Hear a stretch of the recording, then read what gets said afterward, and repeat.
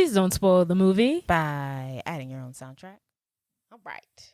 And welcome back to Please Don't Spoil the Movie. I'm Jordan Thomas. Oh, we're introducing ourselves? Just say your freaking name. Okay, I'm Jade. Yeah, Thomas. Thomas. We're related. We're sisters by blood. Hopefully by episode, whatever this one is, we have already explained that to you. But we're doing these out of order. Our 4 listeners are aware. So what's going on? What's been up, Jordan? Nothing much. Yesterday was Valentine's Day. Oh, yeah. Did you do anything with your man? No, regular day. He was at work. He was at work. What were you doing? You're also at work. Yeah. Is Valentine's Day always on a Monday, or is it changes? It changes like every day. Because you know how like Thanksgiving is always on a Thursday. Well, they pick it. Oh, no, it's the same date. No, it's not. It's always the 14th. Thanksgiving? No. Yeah. Valentine's Day. No, they said it's like Thanksgiving. Oh. Thanksgiving's a different day. It's like the last Thursday of whatever. But Thanksgiving's always on like the 25th. It's always around there, but it's not always the 25th. Are you sure? Yeah.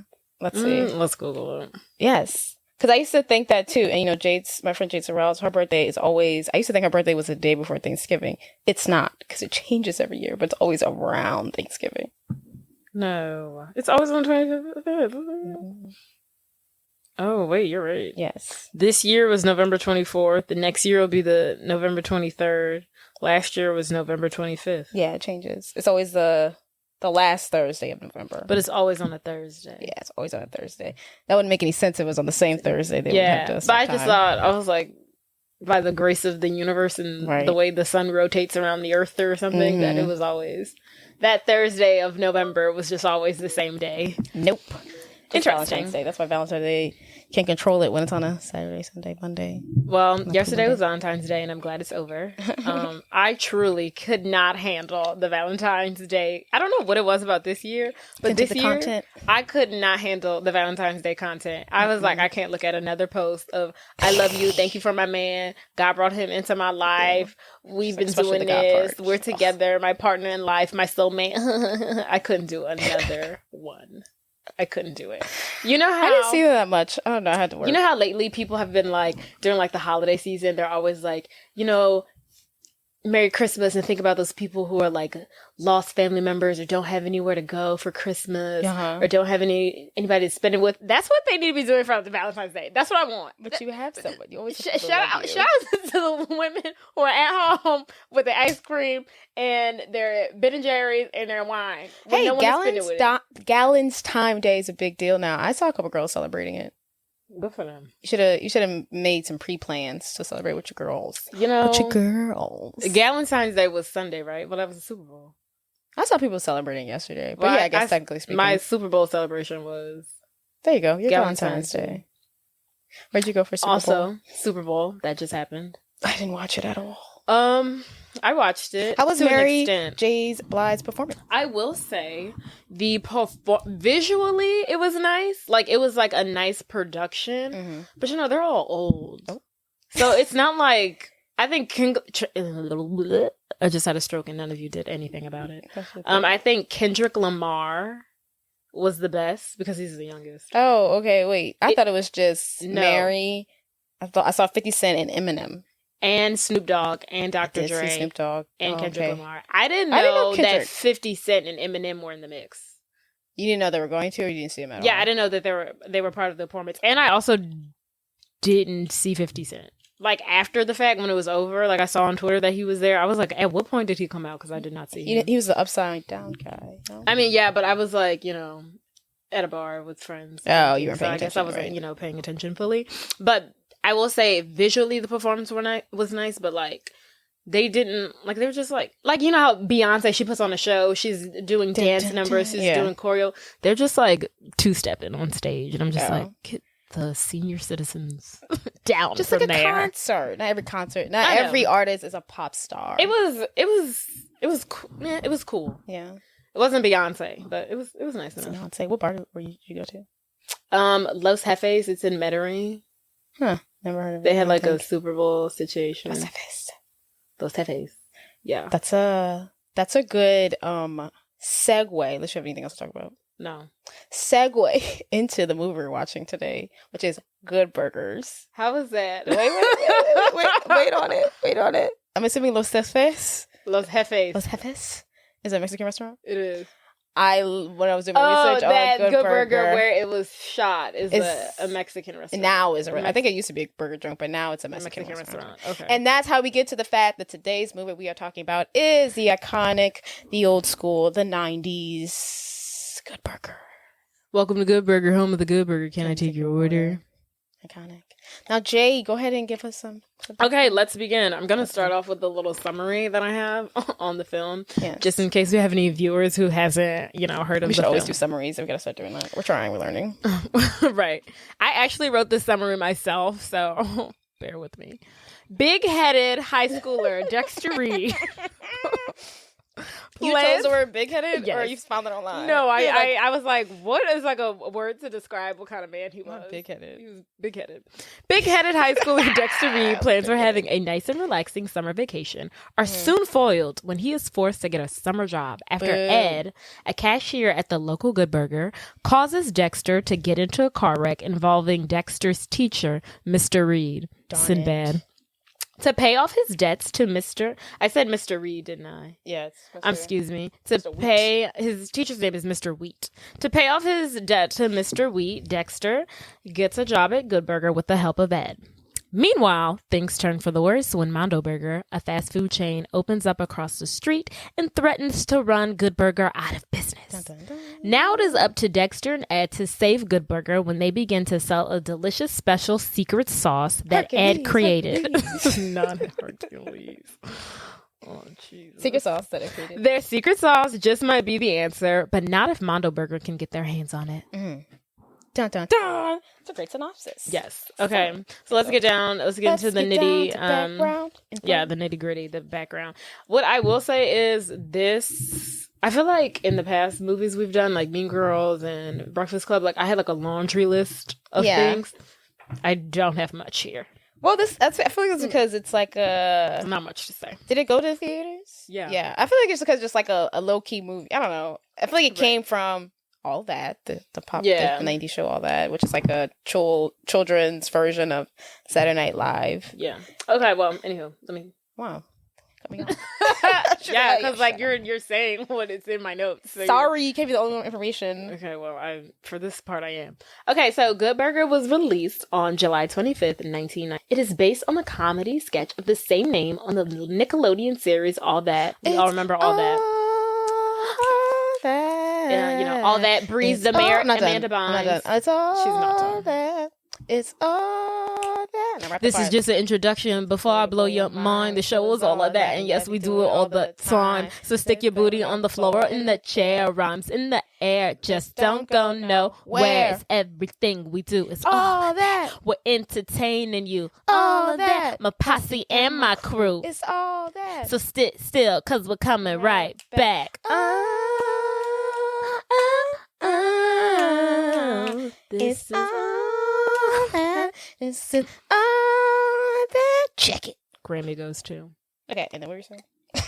I don't even know. Oh, so TLC, it breezed Amanda Bynes. Right? Oh my god.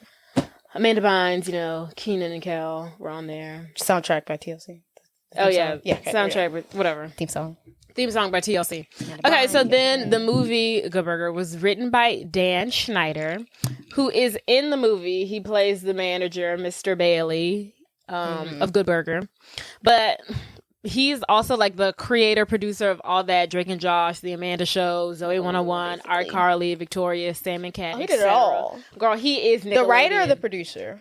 I think the producer, the producer creator. Yeah, he's got his hands on everything. So he is our childhood. Like he's the reason why Nickelodeon is what it is.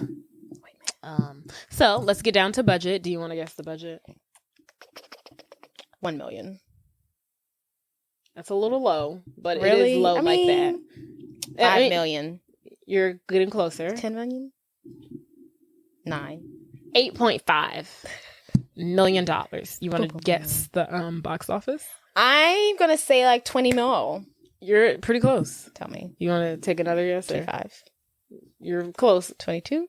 $23.7 million. There we go. We made a profit. There we go. A profit was made. And obviously it stars Kel Mitchell, Keenan Thompson, Sinbad, who plays Mr. Wheat, Dexter's teacher, Carmen Electra, Linda, Cardelli. I don't know. Y'all know her. She was in Scooby-Doo. She was in Freaks and Geeks.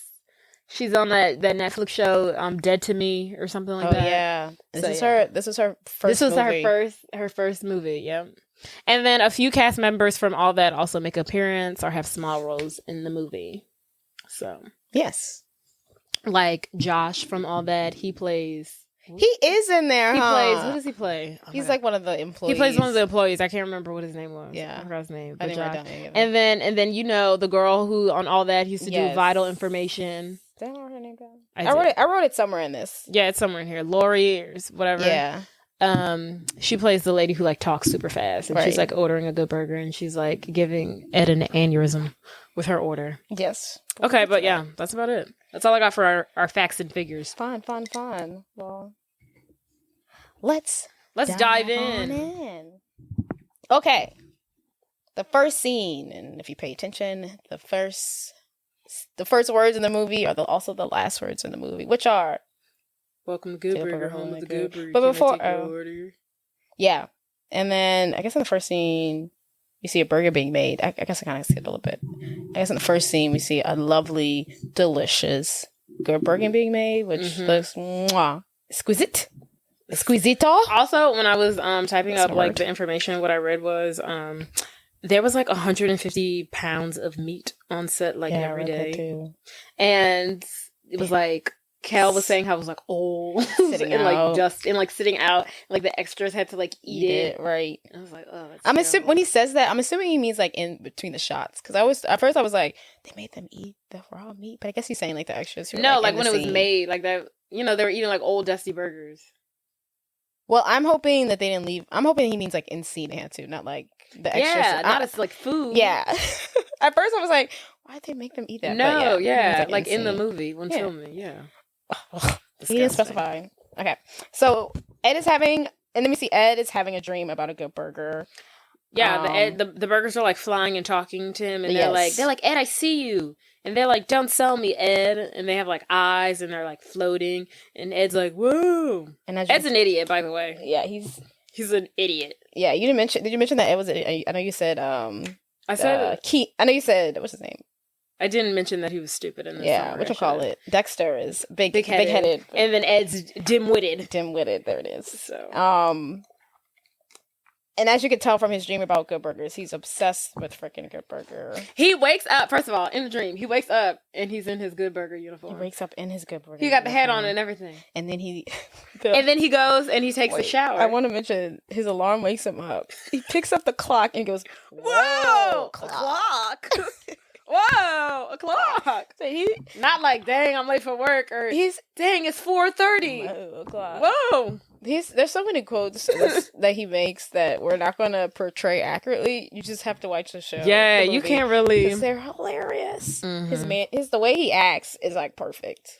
And then so he takes a shower. He takes a shower with his uniform on, the hat on, and everything. Yes, and he's singing, "I'm a dude, she's a dude, you're a dude, we're all dudes." Hey, it's a fun song. Put his clothes on. And then, meanwhile, at Good Burger, people are trying to get their orders while he's like running late. Right. And then everyone at the store is like, "Oh, sorry, like we can't take your order because Ed's not here." Yeah, because he's the counter guy. He's like, "Oh, you gotta get the counter guy, Ed." Yeah. Why is he the only one trained on the cash register? Why is he in front of people? Why is he the first thing you walk into Good Burger? That's the representation. Why is he not in the back? Why is he not in the back? I'm weak. Flipping burgers. They're like, "Oh yeah, Ed, you're smart enough to handle the human interactions. Right? You know social cues. You're great for this." Yes. Ooh, that's funny. And so he's on his way to Good Burger via roller skates. Yes. And while he's on the roller skates, he bumps into like everybody. He takes down a little girl playing double dutch and like drags her through the gravel. Terrible. And then some kind of way he bumped into a lady walking with her baby. He get the hands on the baby. He got the baby now. Skating with the baby. He's rolls of skating with the baby. He makes his way to a basketball court, switches the basketball out with the baby. The basketball players dump the baby into the basketball hoop. And it's just all chaotic. Yeah. And eventually the lady get back her baby. Oh yeah, so yeah, and then he arrives at Good Burger to annoyed customers, and one of the customers who has really had it up to here. Yeah, with the what's the word I'm looking for? The staff, the waiting, incompetence, the competence of the workers in Good Burger, and he's just like, you know what? I can't wait until Mondo Burger opens up, which leads Ed to ask, "What's Mondo Burger?" And they're like, "Come on, Ed." They're like, "Ed, come on. You ain't seen this big old gigantic apparently storefront." Monique, which is Monique. character. She's played by Cher Jackson. Yeah, I feel like that's not her name. Is it Cher? I feel like it's Shari. Char. I mean, Cherer. Ar. Oh, I guess that is Cher. Is Cher right? Or Char. Chara. Monique. Mm-hmm. She is telling Ed, like, dude, they've been doing construction for months. How have you missed this? The buildings are right across this big old brick and mortar. And it's like not like a regular store. It looks like a mall. It does look like a mall. It looks like they're building a mall. Yeah, it looks like they're building. But it is literally a fast food restaurant. Burger joint. It's a burger place. Yeah. It's Mondo. It would be fun if that was like the kind of burger place where you have like arcade games in and like the kids go run up. It's like a Dave But and I feel like it's not. No, I don't think I saw any of that. They're literally just selling burgers in that big old place. And then next we meet Jade's the big-headed one. Dexter. Yeah. So basically, Model Burger is their competition. Blah blah blah blah blah blah. But next scene, we're fast forward to Dexter in class. He's taking a test on the last day of school. It's about to be summer vacation. He's not really into it. You can tell he's ready to go. And Dexter is collecting his belongings. He's walking out the door after, for whatever reason, taking a test on the last day of school. Which that's a great point. Why is he doing that? Yeah. So Mr. Wheat, as we mentioned in the summary, is the man giving the test. And as Dexter is walking out the class, Mr. Wheat's like, "Look, I'm worried about you.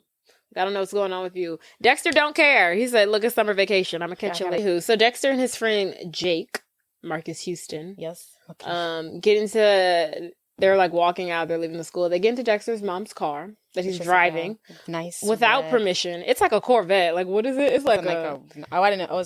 I know it's like a red. It's like a red sports car. Look, a Corvette, a Bugatti, a Ferrari, one of them.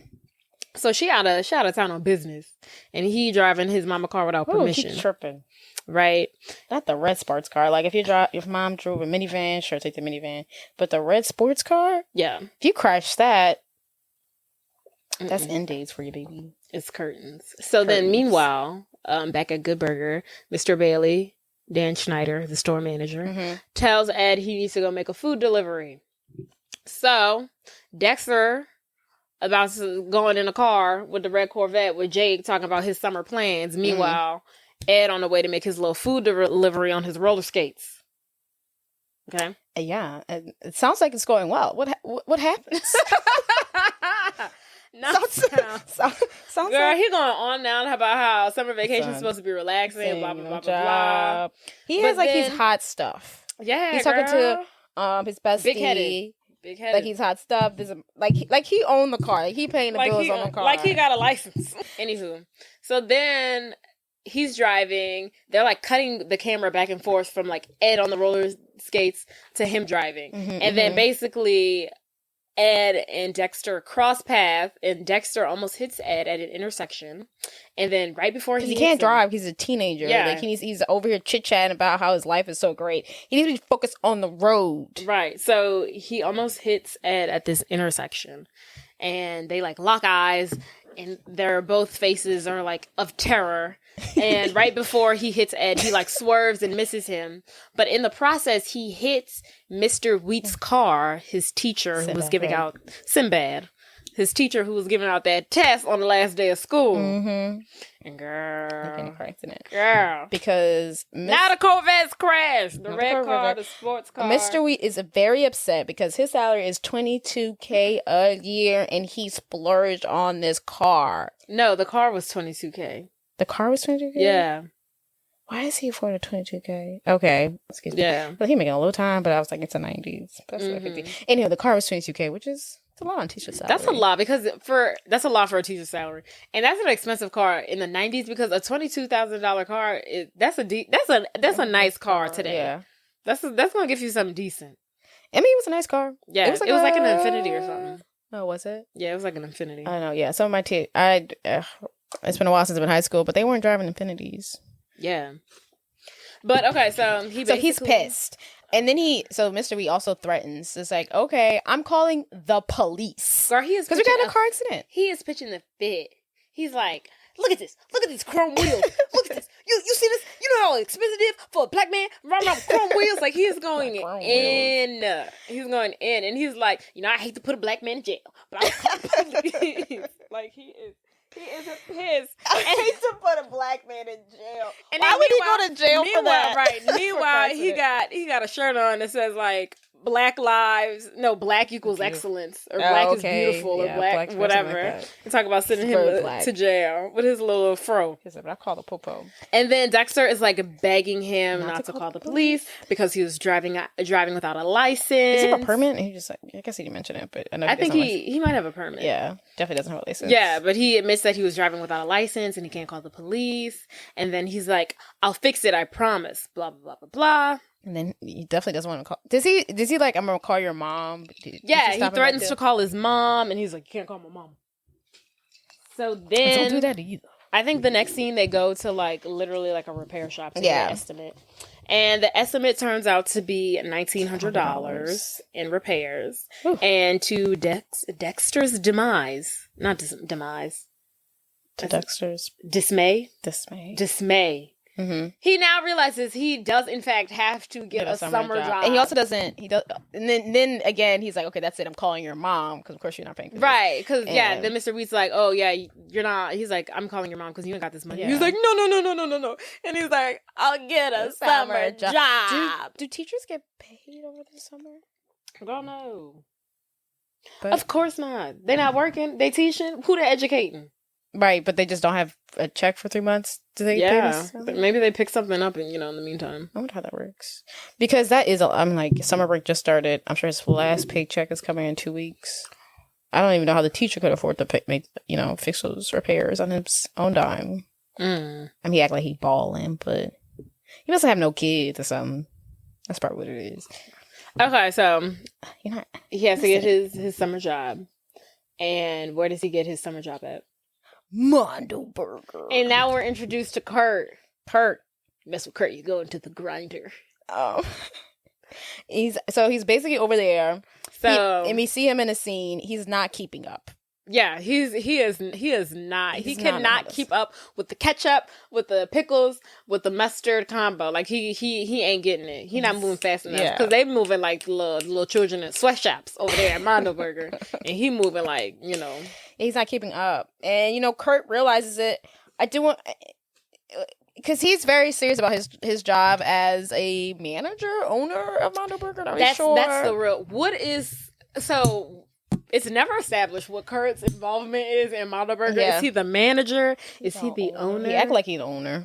Is he the owner's son? That's what I'm hoping. Is he the stepson to the owner? Like, what How is old Kurt? is he? How old is Kurt? Is Kurt 20? He's giving 20. Because I'm thinking Kurt's Dexter in them age, like a high schooler. But why is he running a major fast food chain? He's got to be at least 20. At like 17. So he's got to be in his 20s. And he's running his business like a cult.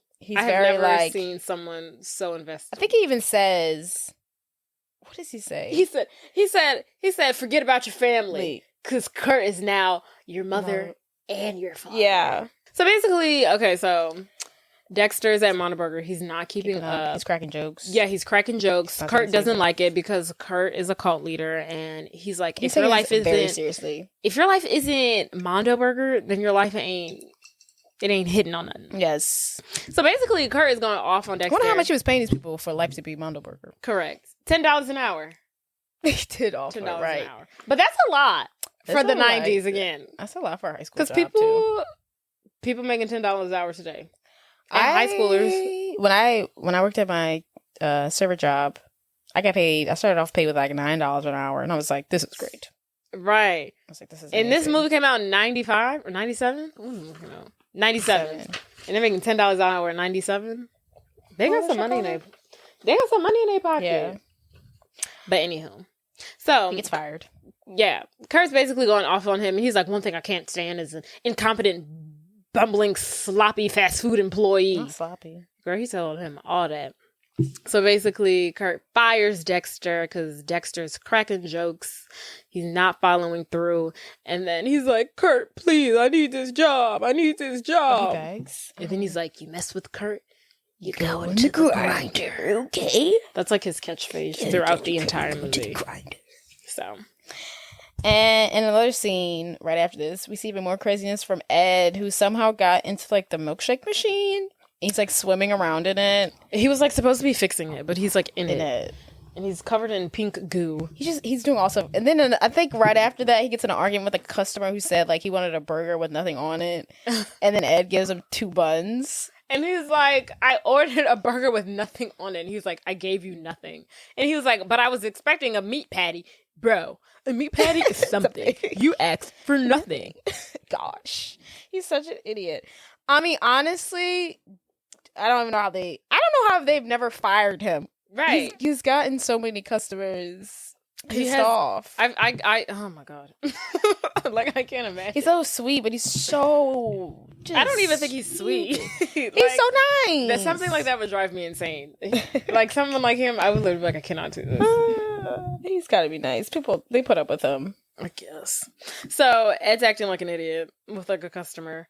Meanwhile, Dexter is now at Good Burger. Hanging out. He's hanging out and he's ordering Good Burger shakes and he's slugging them back like it's shots. Yeah, like he's scotches. It's like he's so upset that he got fired and he's slugging them back like he's sitting at a bar. He's drinking like 10 of them. And then Ed goes over to give Dexter another Good Burger.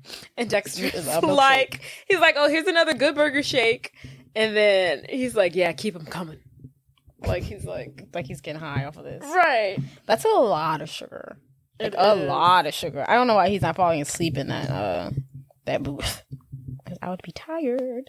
So after Ed serves Dexter another Good Burger shake, Dexter's like, don't I know you from somewhere? So he realizes that Ed looks familiar to him, but he doesn't know from where. He's familiar because they got into a car accident. Yeah, he's the reason why he has to get a summer job. Just not taking part of the blame because you originally were doing something you're not supposed to be doing, but you know how people like to put their issues on other people and don't like N-word. That's right. That's a good life. That's a good life lesson. Think about your choices. Right. And so he's like, don't I know you from somewhere? And then Ed's like, you ever been to Australia? And Dexter's like, no. And he's like, me neither. He makes the craziest face. Oh God! And then he's like, well, maybe I'm like a famous baseball player or like a pretty nurse. And Dexter's like, what? And he's like, okay, I give up. Who am I? And like Dexter's like, I've had enough with you. Like, please get away from me. What is going on? Like he's like, what is wrong with you? So basically, after like brief conversation, Ed offers him a job at Good Burger. And he asks Mr. Bailey, the manager, and he's like, hey, Mr. Bailey, can he like work here? And Mr. Bailey's like, no. He does say no. He's like, no. Very quickly. What? Like, no.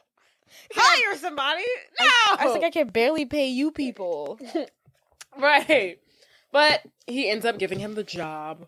And as a delivery driver. Yes. And then at this point we start to get like an introduction to all of like the workers and employees. Can we point out that he gets a job as a delivery driver even though he doesn't have his license? Correct. Correct. He does not have a license, but he's hired to make deliveries. Despite not having a license. And that is why he's in the situation to begin with, because he did not have a license. Yeah. But so we start to get like an introduction to all of the characters. Biz! That's his name. Oh. Biz is Josh from All That.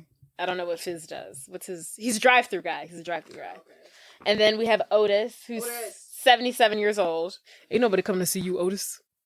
And then we have Dee Dee. She's a vegetarian. Right, and she hates working there. Or maybe she likes working there. She's very peppy. The question is, why are you a vegetarian and you're working at a fast food restaurant? Times are rough. That's the irony of the situation.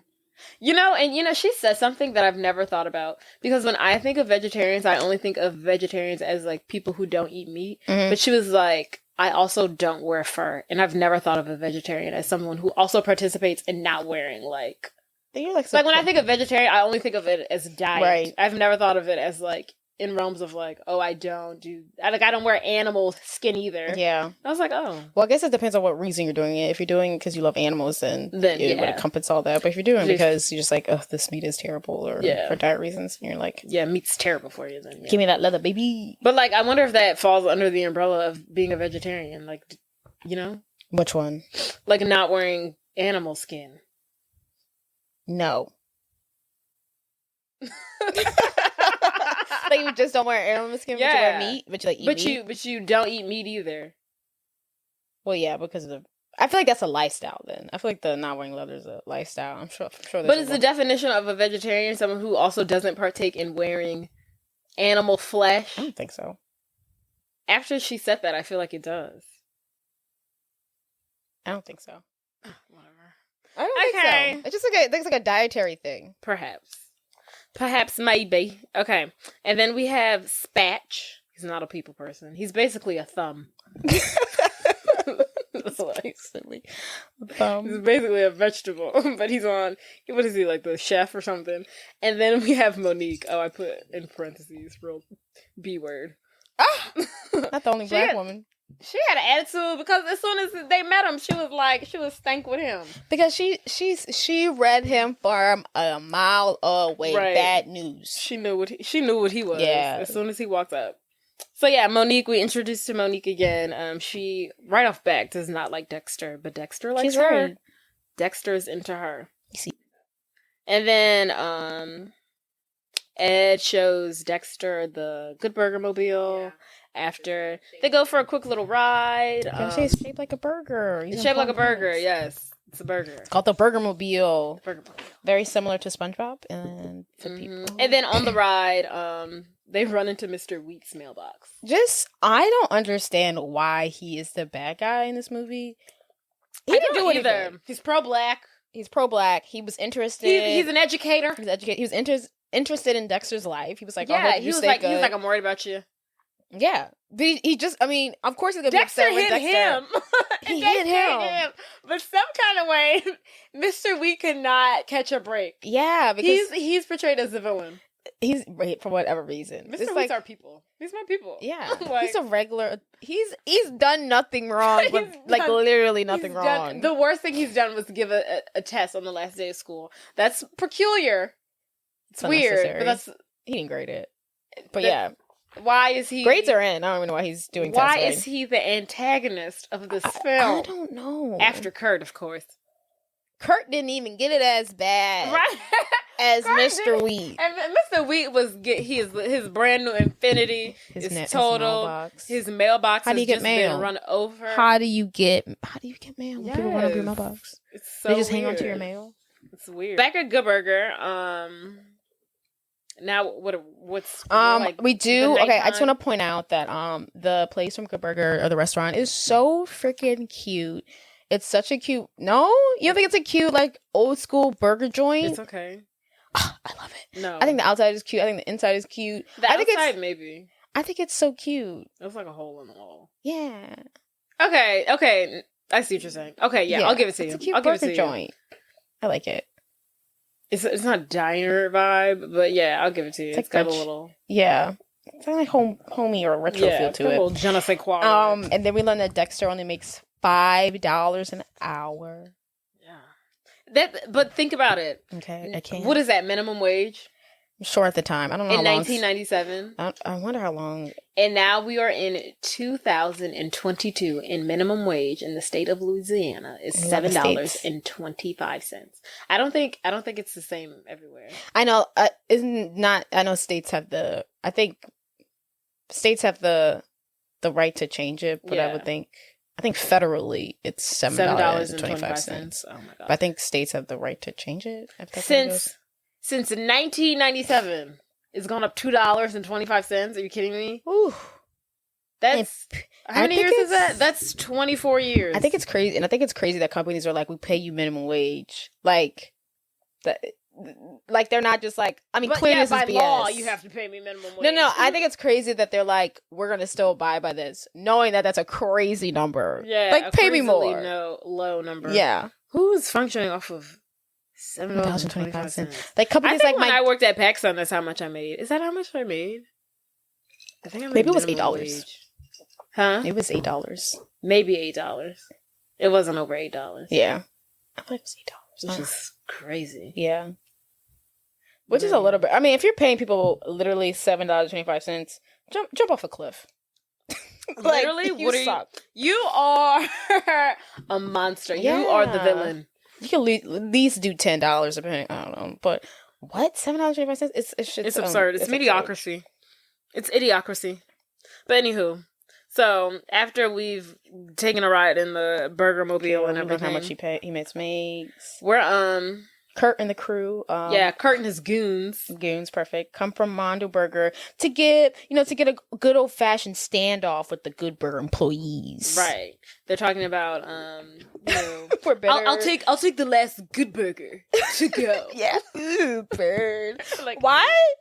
Why is his like goal in life to be like, I have to take out that burger joint? It's America. Like, he's like, I have nothing better going on in my life than to take out this small business that has one brick and mortar store. Yeah, there's burgers all over the city. There's literally a burger probably on 2 blocks down. Why us? And he's like, this is my life's mission. I will die by this. I will die on this hill. Is this California? Where are they? They're deaf.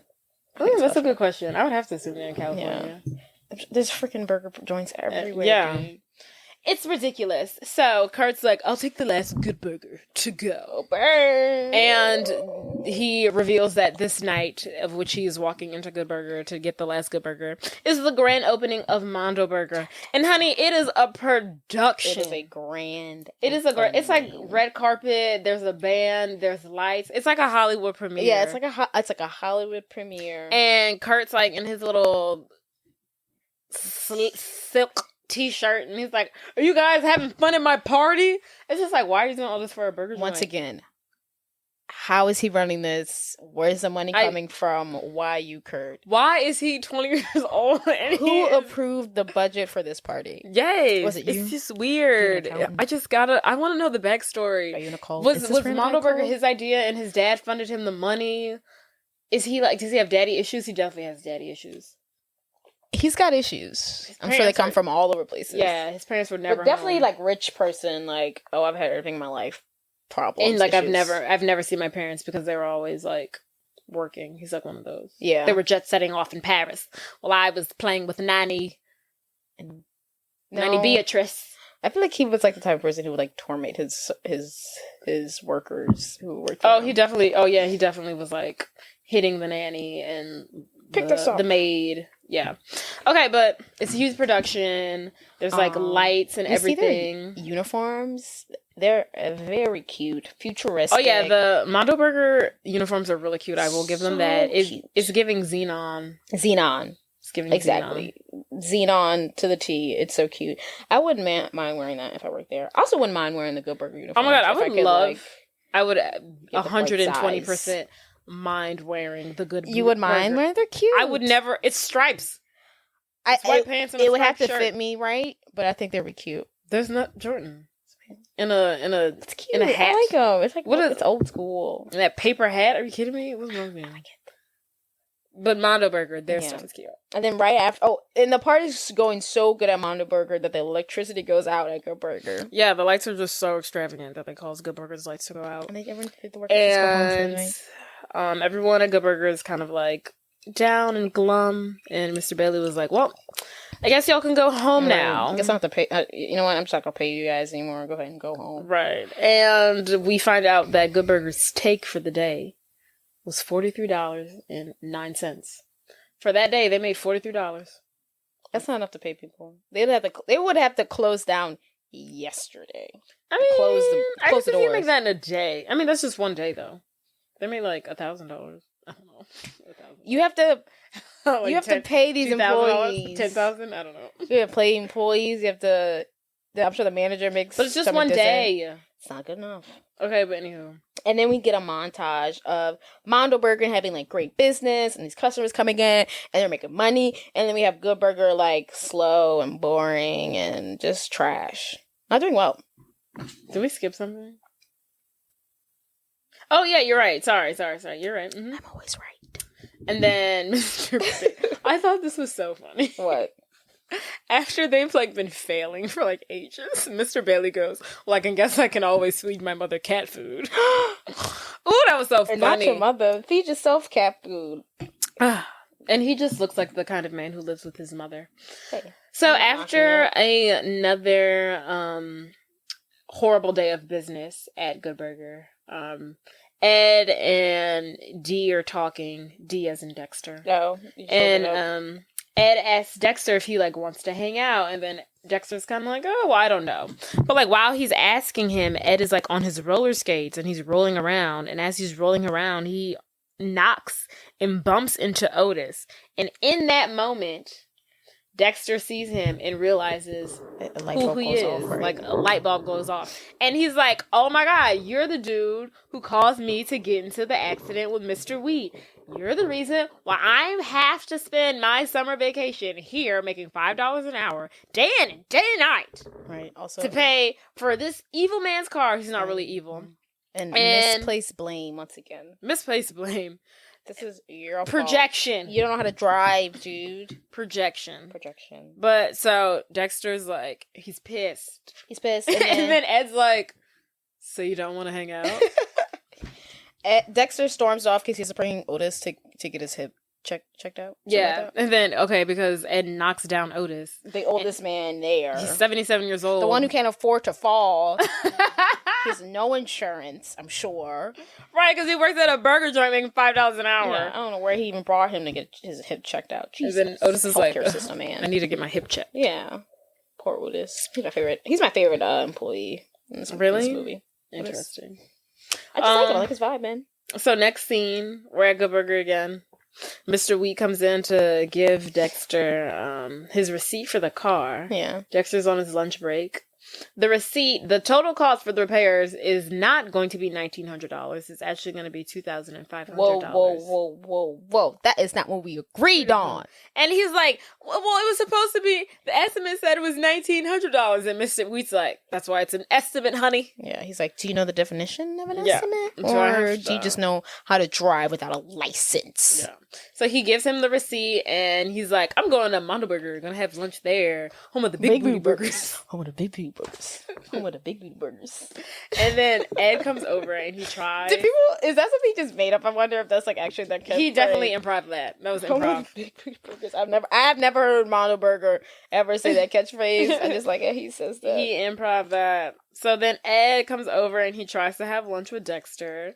Dexter tells him he don't like him. He don't want nothing to do with him. He's not his friend. Get out my face. Out my face. And Ed is really just like not receiving it. He doesn't get it. I don't know. But he doesn't understand people cues. He's not picking them up.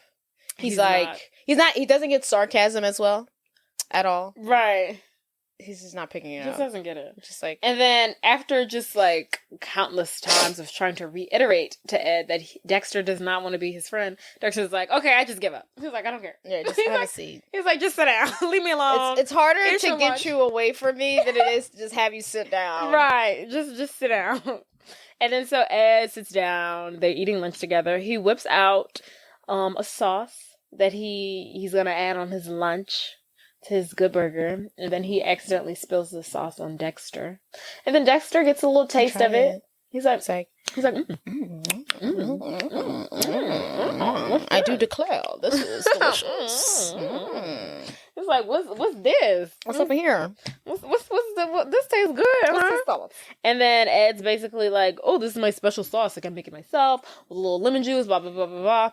And then in that moment, Dexter's eyes go big and he's like, And he's like, cash? Or am I tripping? Am I making that up? Did they turn into like cash money? No, you're making that up. But someone did. Okay. Basically. That's the vibe he's basically, his eyes literally go like, cha-ching. Yeah. And he's like, oh, and nobody knows about this, right? And he's like, yeah, no.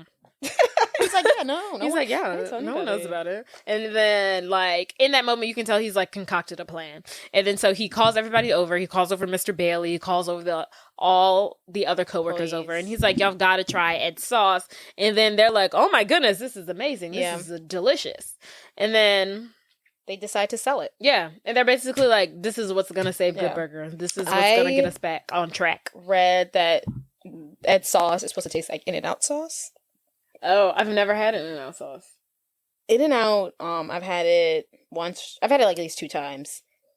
Disgusting. How does it taste? I don't remember the sauce.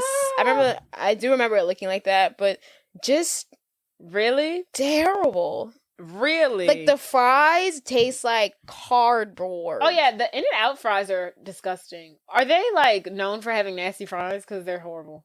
The one I've had it once. I've had In-N-Out once. I think people either like In-N-Out or don't like In-N-Out. Like animal style, I think is what I think has. Animal style. Well, it's just like with the sauce on it or something, like maybe cheese, and I think it has that sauce on it, and it's called animal style. And it is just it is just not good. It's so bad. What does it taste like? Cardboard. Ew. Jade, it tastes like if I went to McDonald's and they cooked the food at 9 a.m. Had no business. No one cooked any additional food, but at 3 o'clock they gave me the food that they cooked at 9 a.m. and it's just cold. It's been sitting out. It wasn't hot. Now, I distinctly remember it not being hot, and I was just like, "What is What's this? going on here? And I don't remember if I had a burger. I can't remember if I was eating meat or not. I don't know why I feel as if it's giving, like Ed sauce gives me Whataburger. You know how they have like spicy ketchup? Well, no, I actually don't. Oh, so they have like regular ketchup and they have spicy ketchup. I don't know why Ed sauce gives me spicy ketchup with like a hint of like extra ingredients. Yeah, I wonder if it's almost like what you call it too, like cane sauce. That's what I was gonna say. The real Ed sauce is cane sauce. That's cane sauce is the boss. He was basically saying it was like mustard, mayonnaise. He said lemon, yeah, and then that's all we got. I think he says it right. Yeah, but I feel like cane sauce is the real life Ed sauce. Like that gotta be similar. I think it's either In-N-Out or Ed sauce, or In-N-Out or cane sauce. Similar. But anywho, so they're like, oh my god, this is what's gonna save Good Burger. Mr. Bailey's like, Ed, get in there and start making that sauce. I don't know why it just really did not feel right with me with this white man telling this young black boy to get in the kitchen. Get back there, boy. Get your black behind in that kitchen and start whipping up them goods. Yeah. I mean, I was comfortable. Them collard greens. I was comfortable with it until he brought out the whip and he slapped the floor with it. That's when I was like, whoa, this movie got too much. Yeah. Just kidding. Not the whip. Not the whip. That doesn't happen, folks. Not that movie. That does not happen. But, okay, so now it's got the sauce. He's in the kitchen. Yeah. Now we have a montage of Good Burger selling buku burgers because of Ed's sauce. Yes. Everyone's loving it. Good Burger is back on top. Yeah. They're like making money. They can actually afford to pay the employees. Right.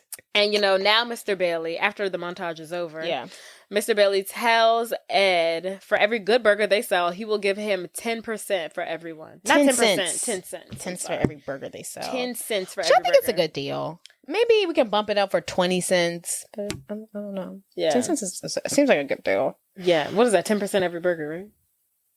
Yeah. That's pretty much. I'm not a mathematician. Yeah, I guess you could say that. I'm not a calculator. Well, is it 10%? I don't know. 10 cents and 10%. I don't know. I feel like it's probably off. Actually, this is not showing our intelligence. It depends on how much the burger. Yeah, I don't think it's the same. Okay, 10%. So basically, at this point, like I previously stated, Dexter is big-headed. To no good, and he's also big-headed. A snake. Slytherin. Snake Slytherin. You're a snake. Slytherin. He is a snake and cons Ed into giving him 80%. 80% of his Good Burger sauce earnings. So Ed is getting 10 cents. Oh, yes. Off of every Good Burger sold. Yeah. And Dexter convinces him to give him 80% of that. And leaving Ed with 20%. Leaving Ed with 20%. And you know, honestly, I think if he would have been like, Ed, give me the money, I think he would have done it. Yeah. I don't even think he would have been like, yeah, okay, man. I think it's because Dexter's literally talking to him, and he's like, oh, about this sauce. Like, you know how it was kind of our idea together. Yeah. And then Ed's like, yeah, totally. Like, you should get some of the money that I make. And then he's like, oh, really? I'm glad you say that. Right. And then he like whips out this contract, and he tells him like, okay, so I'm gonna get 80%, you gonna get 20. And then like Ed's reading it, and he's like, He's reading the contract. He's like, yeah, I know some of these words. Yeah, I knew some of these words. You simple boy. I wonder what the contract said. I think it's not only. I think the fact that he brought it to the step of writing a contract is terrible. Like, if he could have just took his money, like he didn't even have to write a contract. Who are you gonna bring that to? Like, he didn't literally have to do that. He literally like, is Ed really but he was like, you? Be like, I'm professional. I'm gonna write you a contract. And he went home, typed a contract to rob him, basically, of his hard-earned words are hard. Money. Reading is fundamental. And then he just terrible person. And I just want to say, Monique. He what his name? He's a terrible person. Oh, Monique called it. So DD, after we've signed the contract, the vegetarian. Oh, DD, okay. The vegetarian. She asks Ed, what does he put in his sauce? And then he starts giving like the recipe to her. And then Dexter tackles him to the ground and tells him, never give anyone the recipe to your sauce. That's probably the best advice he gave him, though. But that is, yeah. I mean, that's sound advice. Like literally, like, what are you doing? Like, don't tell anybody that. Literally, good thing he's a snake. Because, I mean, yeah, you got to keep the hush-hush. Because that's, like, trade secret. Right. Okay. So, next scene, after, Good Burger is, like, on the rise, they're on the horizon. Kurt always got haters. Huh? You always got haters. Yeah. Always. Haters are the motivators. But Kurt is at Manjo Burger headquarters. And he is having one of his sissy fits, girl. And he headbutts one of his workers. Literally a cult leader. He headbutts one of his cult leaders out of frustration because he's so mad that Good Burger is doing so good. He says something stupid and he headbutts him. And he headbutts the boy. And I think he headbutts him so hard that he is in a I think in one of the next scenes he's like in a brace. Yeah, he's in a neck brace. Dang. If I stand corrected. I don't remember that, but that's wild. Maybe I'm thinking about the girl. I think you're thinking about the girl. I don't think he's in a neck brace. Okay. Well, you still can't just headbutt people. It's very cultish. I've read a lot about cults. There's a lot of podcasts. It's giving Jim Jones. It's giving Jim Jones. It's giving Scientology. Yeah, it's giving David Miscavige. It's really giving David Miscavige. David Miscavige. For all of you who don't know, David Miscavige is the leader of Scientology. Don't come for Scientology. And he don't ever rock with Scientology. He's a crazy person. I said Scientology, don't come for us. Oh, don't come for us. Literally, don't fair game us. There's this thing in Scientology when like they've established enemies, Scientology will go after their known enemies, and it's called fair gaming. Allegedly. And don't come for us. Right. But okay, so David Miscavige is like crazy. If you ever watch a Scientology like documentary or anything, like he be headbutting his like people. Like his like he's like goons, like his chief of staff and like stuff. He like beats the crap out of them. I love so that is like what Kurt is giving. Kurt is literally David Miscavige. He's giving that. He's giving a little mini David Miscavige. And David Miscavige like a regular murdered his wife. Privileged boy. Allegedly. God, I love cults. Cults are fun. Y'all really need to look into Scientology. Y'all need to watch Going Clear. Great docuseries. I haven't found a good cult. I love a podcast. I haven't found a good cult. I actually recently found a good cult podcast. Mm-hmm. It's that one before. It was on a dark. Like, I don't like my podcast to be too like serious. Mm-hmm. Like, I'm a little bit more chillax. Mm-hmm. But this one I found, lighthearted. Yes, this one I found. It's so funny. It's called "Was I in a Cult?" Oh. And they're kind of like talking about like cults that are not like, am I in a cult? Yeah. Was that a cult? Like, one girl was like She was basically like borderline. Yeah. Well, not. I mean, technically, if you like the definition of cult, it meets that, but people don't like to like identify as it. Like one girl, for example, her mom was basically abusive and like kind of like manipulated her, and like she knew her mom was evil, but she like still wanted like her mom's approval, and she was basically saying she was in the cult of her mom. There's a lot of religious cults. Yeah. One of the girls was from LA, and I guess she was an actor, trying to be an actor. And that's how it always starts. They joined like an acting group.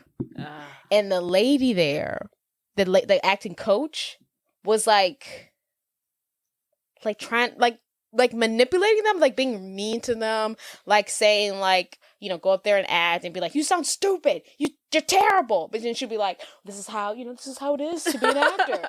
And then this is what we do. Yeah, this is what we do. You have to be prepared for this. Calls. And then eventually somehow she gets into like Buddhism, and she's like very spiritual. But then she's like, in order to take my Buddhist class, you have to take like my acting class and my Buddhist class at the same time, and like do it all if you want to be my favorite. That's giving next year. And right. And if you want to do it all, like if you want to be my favorite, you gotta do all of it. I want all your money. One time, one of the girls from the Pussycat Dolls was part of it.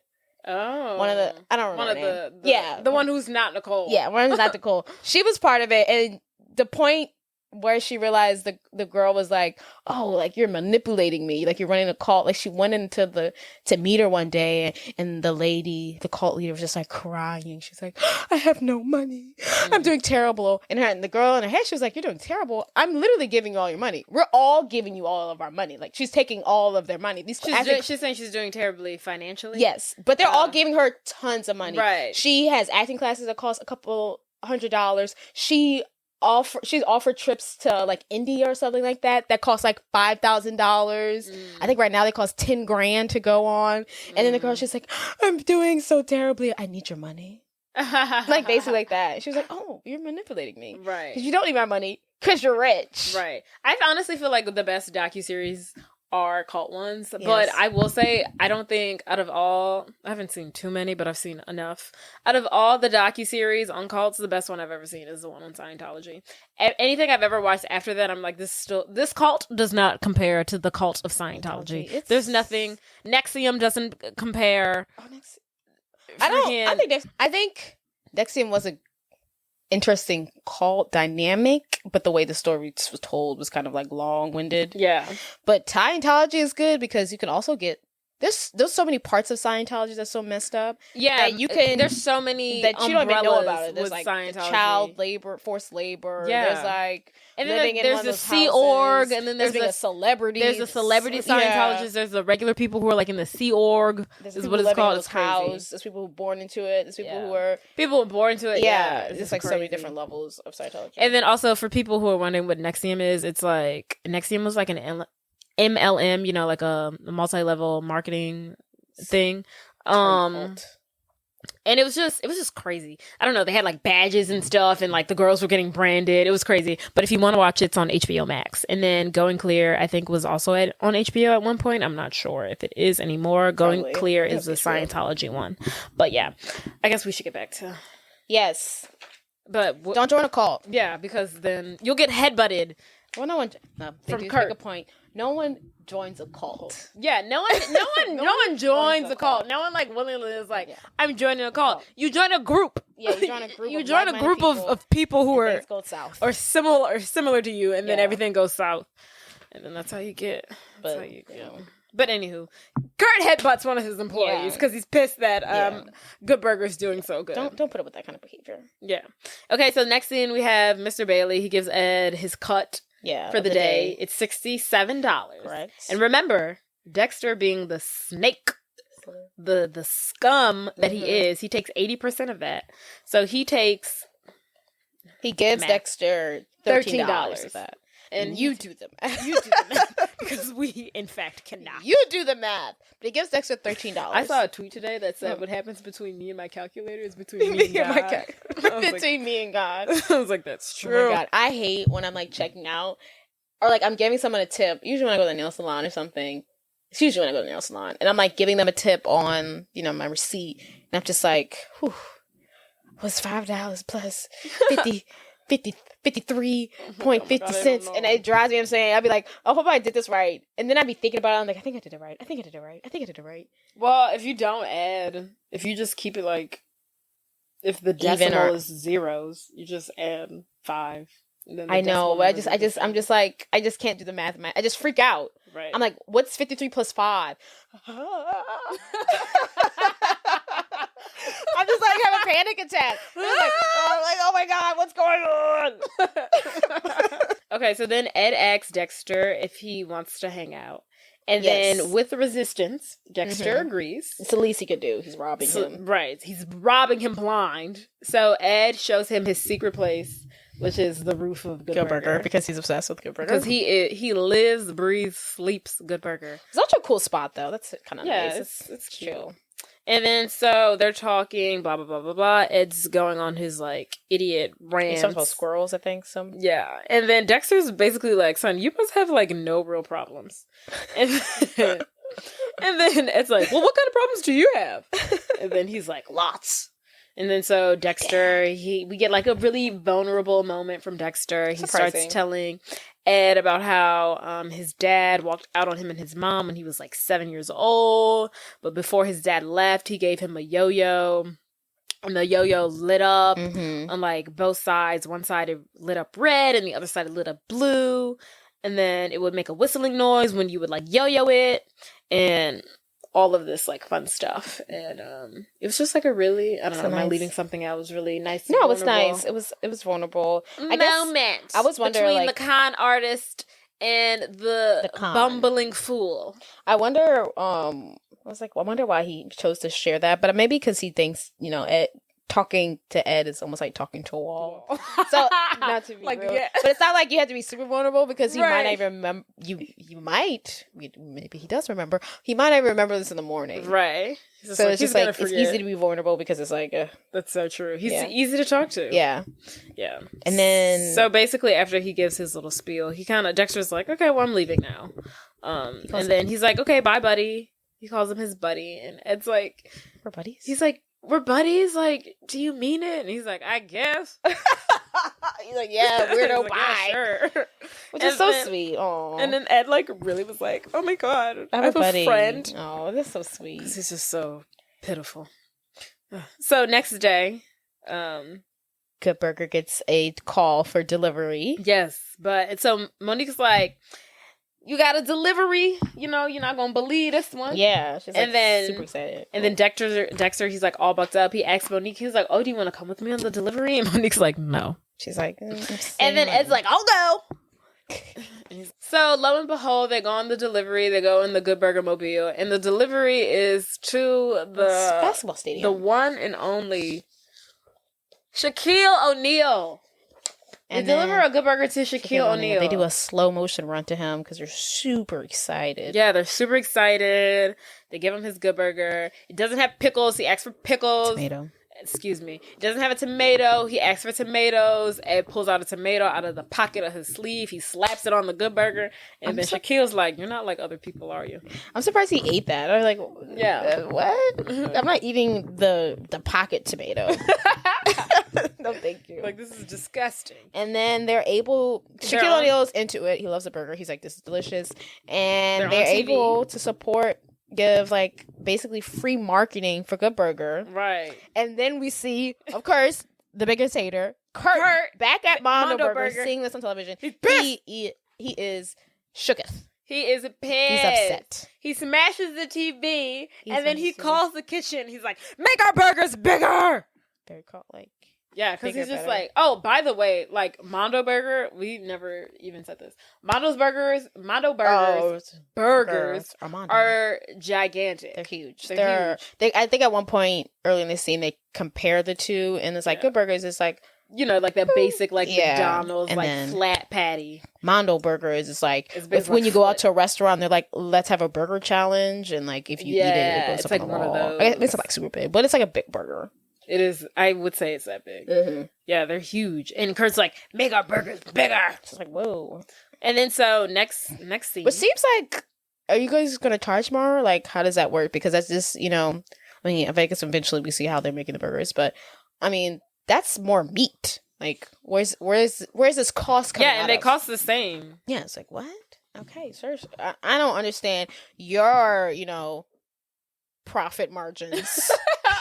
But sounds like they're getting thinner and thinner. Can we see the balance sheet? Yeah, exactly. What's that income statement doing? The revenue minus the profit minus the... Oh, girl, I don't even remember any of that. But anywho. So then next scene, Kurt pulls up on Ed. He's like driving. He pulls up on him. He offers Ed a ride. Right. And then in the car, Kurt's basically like, I want you to come work for me. And I know you make $5 an hour. He's like, but I'll pay you $10 an hour. And he's like, how does that sound? Literally, Ed doesn't care. Ed is getting 20% of money, of 100% of money that should be going in his pocket. You think he cares about $10? Yeah. $10 an hour? He don't care. I don't know. Care. I don't even know where does he probably has checks that's just like sitting up somewhere. Like, he's not cashing. He does not understand monetary value whatsoever. He's not doing $10. Yeah, he's not in it for the money. He's probably not even in the payroll at Good Burger. He hasn't even noticed. He's not on the payroll. And that's why he's still around, because the manager's like... Ed wears the same outfit every day. He's not worried about money. Yes. He's a nomad. He's showering in He's a carny. He's a carny. He doesn't care. He doesn't care. But, and then... Kurt drops Ed off at work, and Dexter sees this, and he's like, why are you in the car with Kurt? He's like, what is going on? I'm your scam artist, not Kurt. He's like, you can only have room for 2 weasels in your life. Yes. And I'm the only one, baby. Yes. And he also warns him again not to give him the secret sauce, which is also important. Yeah, he's like, don't give him the sauce. And then right before Ed and Dexter walk into Good Burger, Ed gives Dexter a yo-yo. A yo-yo very similar as a gift to the yo-yo he described that his father gave him a couple scenes ago. And then he says he spent the $13 Dexter gave him on the yo-yo. Girl, I didn't write that part down. Oh Lord, that's horrible. Oh my God, that is like, so sad. I took the $13 you gave me and I bought you the yo-yo. That you gave me. That he stole from you. Exactly. That you earned and he stole. That you have the right to and plus some. Oh my God, not the $13. So sweet. Dexter doesn't deserve this goodness. Oh my God. I'm not sure how after that he was able to sleep at night. Literally. Because I'd have been like, ooh, girl. Jesus. He sleep good too, I bet. Yes. That's foul. So after this, foul. Kurt is still determined to get that secret sauce, so he sends in his secret weapon, which is Roxanne. You don't have to. I don't know the words. So he sends in Roxanne, and he's basically like, they're just push past that. It's a fun song. And he's like, if anyone can get the sauce out of Ed, she can. So next scene, which is played by Carmen Electra. Yeah, we see Carmen Electra walk in. She's Roxanne. She's out. She's on the prowl. She's on a mission. Good. She got a red. I think she got a red dress. She got like a red dress on. But she come in. She on the prowl. She hungry for Ed. She not hungry for food. Well, she hungry for her task. But she really hungry for getting that sauce, because that's what she's here to do.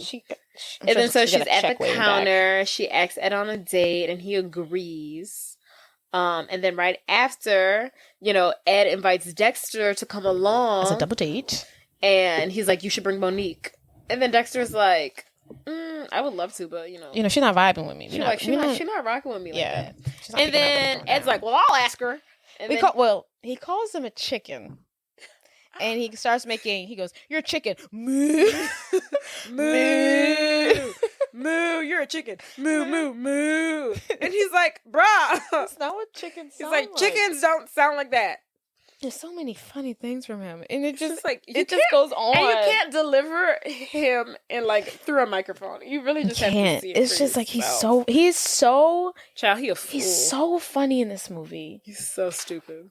But anywho, so Ed basically asks Dexter for him. He asks Monique, and he's like, hey, do you want to go on a double date with me and Dexter? And Monique's like, I'd love to. What? And Dexter's like, huh?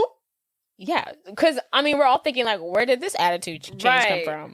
Girl, you was ready to spit in his face 2 shifts ago. You ain't never smiled in his direction. Okay? Girl, ain't never did. Ain't never have. Mm-hmm. Crazy. So then the next scene, they go on their little double date to the arcade / mini golf.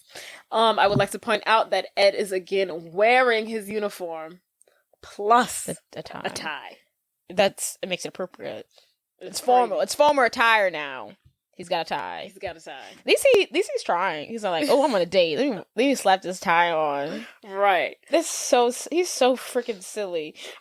I would hate to be on a movie and be like, you're wearing one outfit though. You know, like I'd be like, on a movie set, it'd be like fun to like try on different outfits. But he's like, you're wearing the same outfit every day. The fact don't get excited. That the costume where people like, he's gonna wear this, but we're adding a tie. Yeah, it's so funny. It's so funny. And then the tie was polka dotted. I'm sure they spent on top of stripes. Oh, was it? That's funny. I'm sure they spent like good time thinking about like what kind of tie he should wear. I bet. That was a conversation. Yeah, that was a conversation. And then on this date, Roxanne, the date's just going haywire. Roxanne is flirting really hard. She's trying to get that sauce recipe out of Dexter because that's her job, that's her mission, that's what she's sent there for. Dexter is stopping it. He's like, whoa, yeah. Not today. She's like, oh, Ed, they're eating like corn dogs or something. Yeah. And she's like, oh, you want to know what would go great with this? Your sauce. What do you put in it? And then he's like, well, some lemon juice, onions, bell peppers, and then Dexter kicks her, and she's like, ow. Chill out, dude. And then he tries to change the subject, and he's like, oh, let's go play mini golf. And then Roxanne, she like pulls Ed, and she's like, wouldn't you much rather like sit here and be alone and talk? And then Ed's like, oh, no, let's go. It's like gross. I literally came on this date to hang out with Dexter. Man. Like Dexter is really the love of my life. So then they go play mini golf. They're playing putt-putt or mini golf. It's the same thing. And then it's Dexter's turn. Not Dexter's. Ed's up for bat, swing. Not bat, girl. Putt. Whatever you call it. And he swings back, hits Roxanne in the face with the golf club. And then as he's swinging the ball ricochets off the thingy-mabobbish and hits her in the freaking square of her forehead, right in the center of her forehead, and it knocks her. She go down, out. Baby. She go down to the floor. She knocked out. Knocked out. She gone. Literally, I'm sure maybe 20 minutes into the date, it's over. The date's over. Yeah, I don't think it takes long to eat a hot dog. And right after that, I feel like they're on their first round of putt-putt, and it's over after that, basically. She's knocked out. She has a big red bump on her forehead now. And so next scene, they're in the car driving. They're going back to Good Burger because the date's basically over. She's in the passenger seat. She's knocked out. She should be in the hospital. And then Dexter and Monique are sitting in the back. Ed's driving for whatever godly reason. Because he probably is the only one with the license. Yeah. So they pull up at Good Burger. He slams on the brakes. And when he slams on the brakes, Roxanne is knocked out, remember.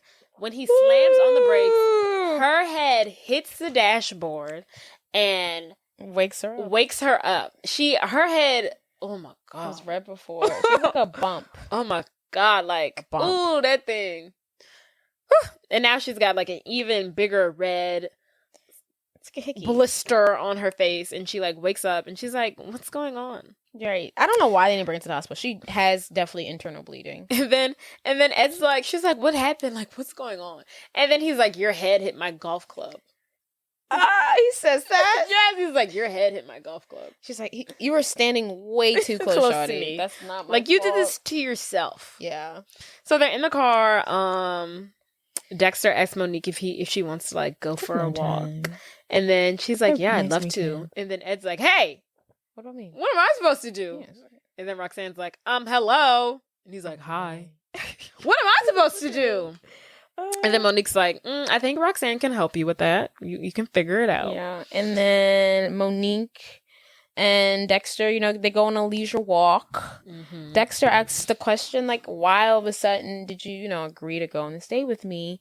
And Monique shares the fact that, she sees Ed warming up to Dexter and they're becoming friends. And Dexter, if Ed likes you, Dexter, that means you have to be a decent person. Yeah, because she's saying how, like, Ed's always talking about how an amazing friend he is.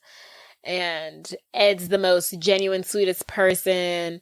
that Monique's ever met. So him being such a good friend to Ed really makes her like him, yada, yada, yada. Sound like she in love with Ed, if you ask me, but whatever. She trusts his judgment. But whatever. And the two kiss. Bone chicka womp womp. They share a little smooch. It's so precious. So cute. And then back at the car. Back to the car with Ed and Roxanne. Roxanne is like, you know what? Head up to here. Yeah. She's like, I came here for a job, and she's like, I'm gonna get this recipe her game up. no matter what it takes. She's like, I'm putting the full force press on that booty. Girl, she ain't playing no game. She's trying to get that sauce. She says she will give him anything. She says anything he wants if he give her that sauce recipe. She wild. And then so she goes in to kiss him. And Ed is so startled. Yeah. He body slams her. He picks her up, throws her over his shoulder. This is a WWE wrestling style move that he pulled a John Cena on her. He pulled a Randy Orton on her. He pulled a Trish Stratus on her. There we go. And then she's done. She's like, and you won. And I've cried. And she goes to Mondo Burger to look Kirk in the eyes and is like, I quit. Girl, she go to Mondo Burger. She got her face all red. She got a neck brace on. She on crutches. She is crippled. And she like, I quit. I'm done. And then he's like, I guess she didn't get the sauce. Right. It's like, yeah, obviously. So. And the next morning we see someone ordering a good burger, which is Lori Beth Denberg, which is a character from All That. She used to do Vital Information. You remember they used to be like Vital Information with Lori Beth Denberg, and she'd be like, I try to go all talking fast must be her forte because on Vital Information she used to be talking fast. Yeah. And then she was talking fast here. She's like ordering these crazy things and giving all these backstories. She's like a customer. Yeah, she's like giving Ed this like long story about onions and somebody. And Ed's head is overloading. Yeah, he having a brain aneurysm. He's like, no. He's like, no. What is this? That's what I asked for.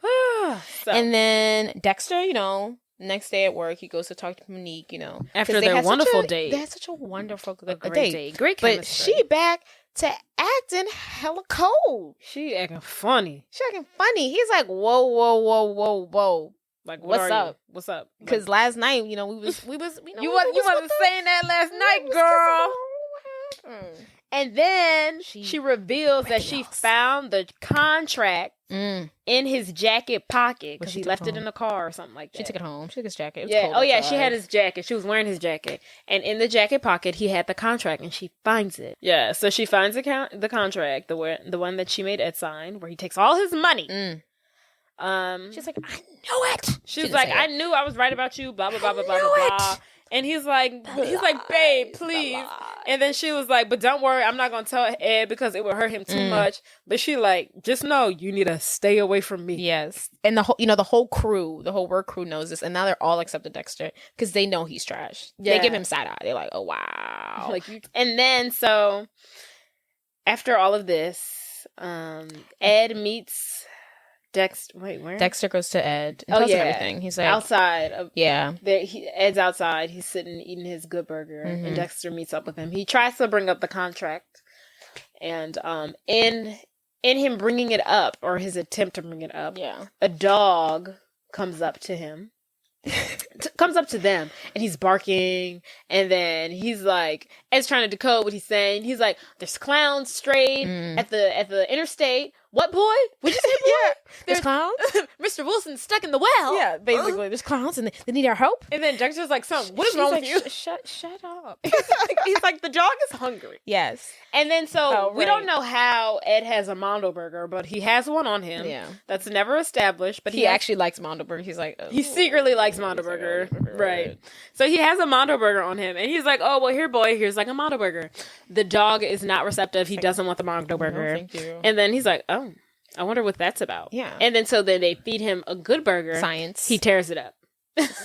He tears it up. And then they're like, I know there's got to be something wrong with Mondo Burger. We knew there was something going on with their stuff. Blah, blah, blah, blah. Dexter blah, blah. really wants to go investigate. So they're like, we got to get to the bottom of this. We got to see what's going on. What this dog know, because this dog ain't eating this Mondo Burger, so there's something wrong with it. And the dog's a very small dog because they're actually... Well, Ed is smart because there actually were clowns that needed car help. And they sent the dog to... That were in fact stranded. So. And then the clowns... We see the clowns. And they're like, man, where's that dang dog? Right. But yes, Ed and Dexter are going to investigate what's up with the Mondo Burger Show. What's up with the what? The Mondo Burger Show. Oh, yeah. They're going to go see and find out. So next scene... They go to Mondo Burger. They're dressed up as old ladies. They sneak into Mondo Burger. Without being recognized.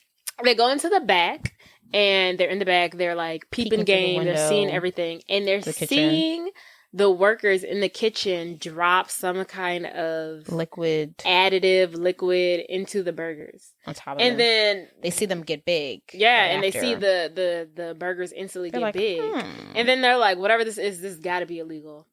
Yeah. Kurt catches them and he's like, it's 110% illegal. Yeah, he's like, no, oh yeah, it's not good. He was so forthcoming. He's like not even trying to hide it. He didn't have to. He could have just like pushed them away. He's like, get into the kitchen and let me tell you my story. Right. He was just so forthcoming with that information. He was like, you bet your butt it's illegal. He's like, triamphethol, which is the food additive that they're using. Yeah, something. He's like, triamphethol, which isn't real, by the way. I googled it. Yeah, it's not. I thought it was. It sounds like it's real. That's a good name. It sounds real. It's like I feel like it's like a bunch of science words put together. Yeah, amphethol. But it's a good word. And he's like, triamphethol is 100% illegal. Yeah, and it's not good. It makes the burgers bigger. So they're basically caught. They're dressed up as old ladies. In the process of like them being caught, they try to make a run for it, but it doesn't really work out. And Ed and Dexter, they're like, we're gonna call the police, and they're like, nah, that's not gonna happen. Did we get to the point where they ripped their dresses off? No, I didn't feel. Okay, you can. I didn't. Oh, that was the best part to me. Well, go ahead. The goons rip. They're dressed up as old ladies. Clothes off. Dexter under his clothes is dressed like just like his regular lingerie. No, Dexter has his regular clothes on. Ed has on lingerie. He's like, ooh. It's like, why? Why are you wearing lingerie? And then Dexter's like, what the hell? He's like, why do you have that on? And then Kurt gets so upset with Ed. He pushes up against the wall because he still wants to know the secret sauce recipe. I just want to say, as a child, it's like Ed's like against the wall in his lingerie. Like in lingerie. Kurt's like real close to him, and I remember as a child being like, "This is inappropriate." I just feel like this is wrong. It's like back up off him. Yeah, right. It just felt like here he is dressed as a woman, so he looks like very feminine. Yeah, he just looks like this man, like all on top of him. I'm just like, get off of him, man! Like, oh my god, this is. I hated that. Yeah, that's what it felt like as a child. I remember as a child, I always watched the scene. I was like, oh god, be okay, Kurt, get out! I'd be like, Ed, get out of there! Oh my goodness! But back to what you were saying. Kurt's they're like, we're gonna call the police. Right. Like Kurt's like, y'all really not gonna get that far. Yeah. So basically, Kurt, I got a backup plan for this. Right. I've got goons everywhere. Yeah. Man. So I got people. He sends them to an insane asylum. Some kind of way, this boy got connections with an insane asylum and sends Kurt and Dexter to, what is it called? Demented Hills Asylum. That's what it's called. Demented Hills Asylum. So they're in the back to live out their days. I wonder how long he plans on keeping them there. To live out their days. They're alive. They're like, I'm not gonna tell anyone. I don't care what your parents say. Right. Your mom's never coming back from her out of town trip. So they get there. They're at the asylum. They're like in straitjackets. They're in a room. They get thrown into that room with like the padded walls. Ed's right at home. He's having a great time. He's like bouncing against the walls. He's like, these walls are so fun and soft. He's like, ooh, yeah. And then Dexter's like, we've got to get out of here. Yeah. So then next scene, they're like in the common area where all the crazy people are. And what is that doing? Dexter's like playing cards with like the crazy folks. He's not having a great time. And then Ed meets Heather. Yes, which is Linda Cardellina. The chick from Freaks and Geeks and Scooby-Doo. And they're vibing. Ed is having a grand time. He's made a new friend. Yeah. That's a new buddy, potentially. You know what I want to point out here? I think Ed is asexual. Okay. Like, because he's clearly, like, his functioning skills are very peculiar. And then, like, anybody who is not attracted to Carmen Electra, like you clearly just like, you know, like I feel like he's asexual. Like I see that. I feel like him and Heather were like vibing, but like I don't necessarily. She was into him. Yeah, I think he was probably into her in like a mental, like a personality way. Yeah, it's fine. And I think this movie was ahead of its time, and we see representation from the LGBTQA+ community, and we see probably one of the first asexual part of LGBTQA+. Oh, okay, that's what they. Okay, yeah. So I feel like he is probably the first asexual representation we might be seeing in any child movie. There we go. But yeah, so he meets Heather. Heather's totally into him. They're vibing. They're totally gonna be boyfriend girlfriend whenever she gets out. If he's not asexual, but yeah. I mean, you can be asexual, so you can. It's a spectrum. Yeah, you're right. You're just not into the sexual part of it. You just have a boyfriend girlfriend. That's true. So yeah, they're gonna be boyfriend girlfriend whenever she gets out. Whenever she breaks free. So he meets Heather. Dexter's playing like goldfish with the crazy people. And then later we see Ed befriend like a really big, crazy man in a straight jacket. Angry. He's like definitely. He's huge. He's like 6'5". 6'5". He's a solid man. And Ed is like talking to him. The man don't speak words. He speaks gibberish. Grunts. He's like, and it's like and he's like, oh, you want to get out of this jacket? And he's like, and then so Ed like takes him out of his straight jacket. Then the old crazy big man goes on like a rape out of the scene. We can see him like causing mayhem and chaos. Someone screams, "He's killing Sydney!" So thanks, Ed. You literally almost got someone killed. Back at Good Burger, we see the haters. Kurt and his goons, also known as Mondo Burger and Kurt and goons, break into Good Burger in order to sabotage Ed's secret sauce by poisoning it with like shark poison, which is interesting. But my one and my favorite person is there to like try to stop him. Otis. You know who come to see you, Otis? Is sleeping there. He's staying there. He lives there. He was like in the floor in the kitchen, and he like wakes up. He's like, "What are you guys doing here?" They should have been like, "What are you doing here? Like, why are you? We're breaking an entry. What are you doing?" Right. But Otis is like, he like sees them like trying to like poison the sauce. He's like, I'm gonna call the police, and they're like, "No, you're not. You know what? I know a person." I got a guy. I gotta connect. And on the sailor side, I just put 2 others in there earlier. Also, Otis is lucky they didn't like kick his butt to like a pulp. We already know Kurt is abusive, and Otis broke his hip like last week. That'd have been really dark if it'd have been really dark. But he should have not. Like to me, like if someone breaks into a restaurant trying to poison some food, I'm like, I'm calling the police. It's like. They're unhinged. I mean, like, stand down. Just call them after they leave. Like, they are not playing. They're like going to kill a million. They're planning on killing people one way or another. If you get in the way, they're gonna kill you too. Like, dude. Chill out. Yeah. But so basically, Otis gets put in the asylum along with Dexter and Ed, and Dexter, he tells them.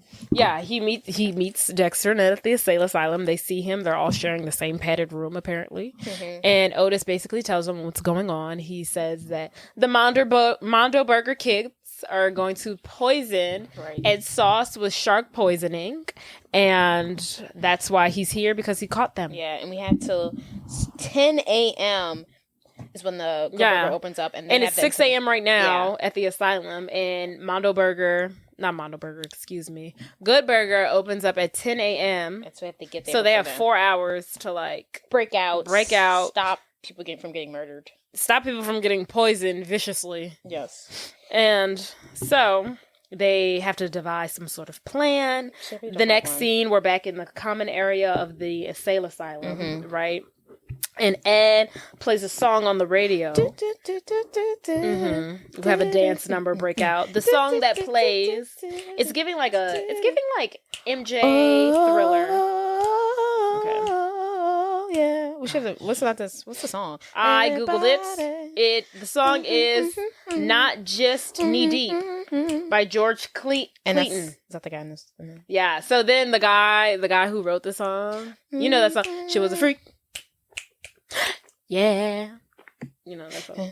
Okay. So he, the guy who wrote the song, is actually in the scene. He's one of like the asylum. He's like members. Dreads. Yeah. He's got like these colorful dreads. He's like talking to Ed, and then Ed's like, "I want to play this song," and he's like, "I think you should play it because it's his song." You know, in reality. Yeah. So there's like a dance number that breaks out. It's giving like Michael Jackson Thriller. They're doing like, you know, fun.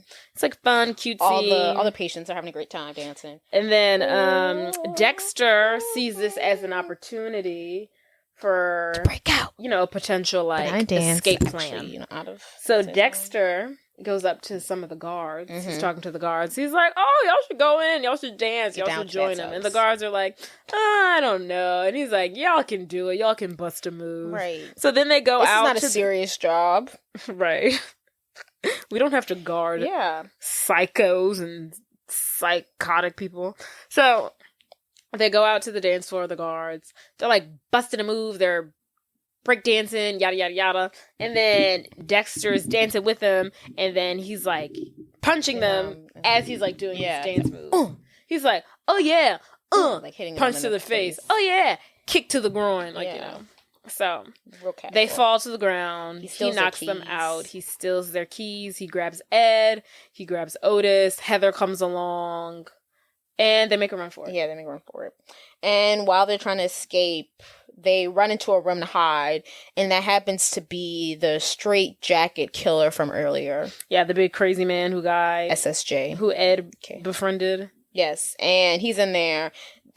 Some of them are scared, but Ed's like, "Oh, it's my friend," basically. And Dexter's like, "Hey, can you help us?" Dexter's like trying to like jump out the window, but it's like it's hard to break. It can't open or something like that. And Dexter's like, "Can you open this window for us?" And the guy's like, the straight jacket guy's like, "Oh yeah, I got it." He grabs Dexter, just throws him out of the window. And Dexter's like, "That's not what I meant." Yeah, and then Otis jumps out right after him. And then Ed kind of says his goodbyes to Heather. And he's like, "You know, I'm going to miss you." And she's like, "I'm going to miss you." And they like hug. Then instead of jumping out of the window that's already been broken from Dexter, Ed decides to jump out of a completely different window that has not been busted open. In true Ed fashion. Yes. So then they're all outside. They get up. They make a run for it. And they steal an ice cream truck. But as they're stealing the ice cream truck, the asylum guards or workers, you know, are in their truck. They get in their truck and they chase after them. So now they're having like a high-speed chase standoff. And while they're driving, Dexter's like, "Oh my goodness, let's throw the ice cream at their truck so they won't be able to see." Yeah. So they start throwing ice cream at the truck, and it's blocking the guards' like window and vision, so they can't really see. And basically, they lose them. But in the process of this high-speed chase, we meet Mr. Wheat again. And they're driving recklessly. Mr. Wheat just put up his brand new mailbox because if you remember in a couple of seasons prior, Ed also knocked over his mailbox when he was driving the Good Burger Mobile. So he's putting up his like new mailbox that he just finished, and they run over it. Well, not Ed, at least. It was the asylum people. The asylum car. Oh, luckily. And I think in the scene he's like literally just putting it out, and it's like a nice and colorful. Yeah, it's like cute. Nice and pretty. It's pink. Yeah, he's like, ooh, he's very excited for it, and then literally as he's putting it out, here comes, they run over it. Yeah. So it's still Ed and Dexter's fault, but yeah. So next scene, they're like screaming to get to Good Burger. They lose the asylum people. It's like Good Burger. It's like 10 o'clock. Good Burger is about to open. Good Burger is open, actually. Yeah. They're like back at Good Burger. There's two old ladies. They just ordered some Good Burgers with extra Ed sauce. They're extra sauce. Load it up. With the shark poison. Why they're ordering burgers so early in the morning? I'm not sure. They should really be watching that kind of like meat intake at that age, I would say. But, just as one of the ladies is about to bite into her extra sauced up Good Burger, Ed runs into the restaurant and tackles her to the ground. And Mr. Bailey's like, what is you doing? Yeah, what's like, going why are you tackling on? this? I think and Dexter explains a very quick version of it. He's like, don't let anybody eat the sauce. It's been poisoned by Mondo Burger. Yes. Call the police. Mm-hmm. We're on our way to Mondo Burger. This is all the information we could give y'all right now. But call the Popo. Go. And so they make their way to Mondo Burger, which remember is across the street. Real quick. And they sneak in by shimmying up the building. Climbing up. I was like, what's that word? Shimmy down. I think you shimmy down, but you climb up. Shimmying down. Oh, you can't shimmy up? Shimmy on up here. Shimmy up here. I think you can shimmy on down here. I think you can shimmy up. I don't think shimmying is mutually exclusive to going down. I guess not, but I feel you climb up, you shimmy down. Shimmy on down. Okay, whatever. Anywho, so they get to the top. They climb on the roof. Yeah, they're climbing the roof of like Mondo Burger. Ed is doing it with ease. He's light on his feet. He has no care in the world. It's simple. Dexter's like, you want me Dexter's a little chunky. He's got a couple you want me to do what? on him. He's also not as fear. Ed has no fears. Right. He's like climbing on trucks. He's hopping off the trucks to the roof. Dexter's like, let me take a moment to process this. Right. But eventually he makes it up. Dexter finally makes it to the top of the roof. By the time he makes it to the roof, Ed's already in the straw. There's like a straw. There's like a hamburger. There's a straw. There's a milkshake top of Mondo Burger. There's like a burger. There's like a soda with a straw. But by the time Dexter makes it on the roof, Ed's already in the straw. He's saying to Dexter, come on down to the straw. Dexter's like, I just got here. Yeah, I just got What are you talking about getting the straw? Dexter and Ed both get in the straw, and through the straw, they fall into the building, and they're safe inside Mondo Burger. And Dexter basically tells Ed, he's like, count to 10, then grab like a can of Triamphethol, the illegal food additive that they're using at Mondo Burger, and bring it back to Good Burger. And then in the midst of Ed needing to do all this, Dexter's going to create a distraction.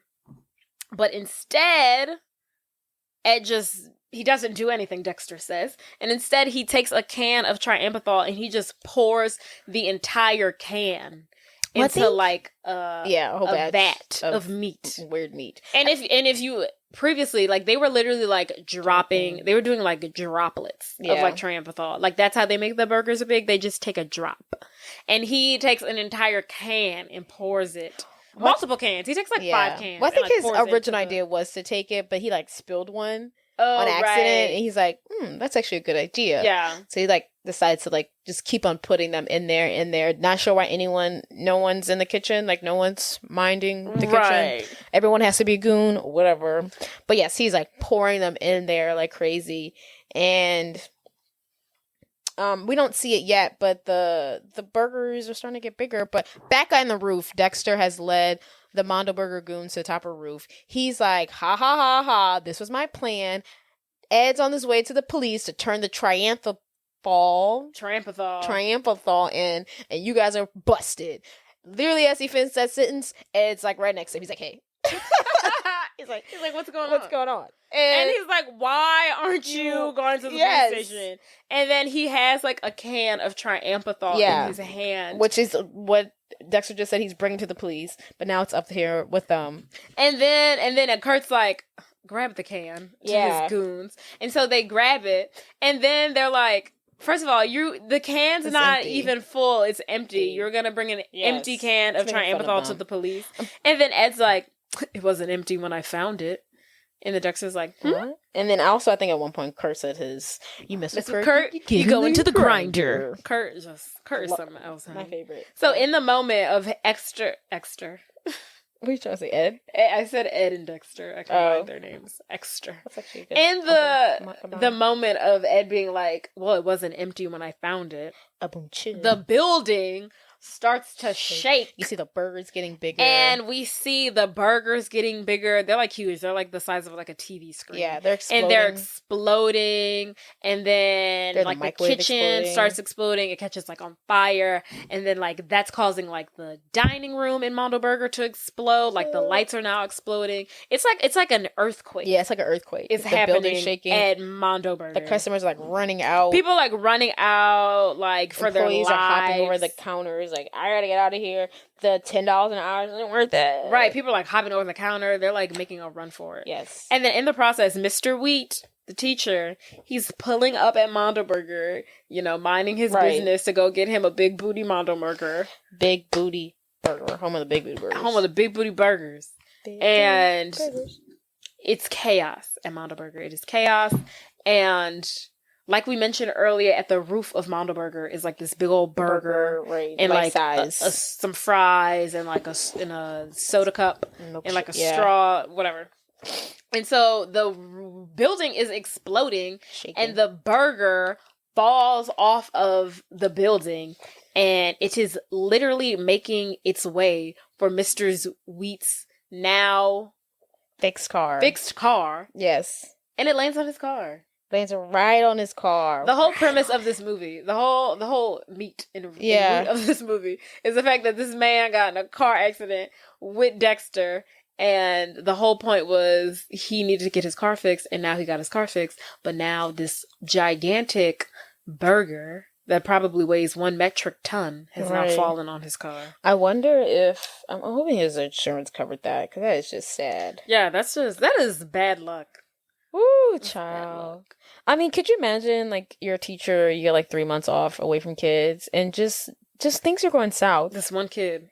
And every time, I guess, not all the times he realized it was Dexter at the root of it, but every time it's Dexter. Yeah. He doesn't know that. Yeah. Like, his mailbox being defaced twice was Dexter. The hamburger falling in his car is basically Dexter. It's very unfortunate. Poor thing. He doesn't even know he has an arch nemesis that is Dexter. So then, so now the police and the fire department is showing up because, you know, Mr. Bailey is told to call the police. Police show up. Kurt's getting arrested. He's getting put in handcuffs. Yes. He's like, do you know who I am? You don't know what's going on. Who are you? That's a great... Who are you? Actually, Kurt? Give him a moment to explain. Yeah, what is your story? What his connections are. We don't get you. I am confused. You're a crazy person. You're only 20 years old. Yes. So then Dexter runs into Mr. Wheat.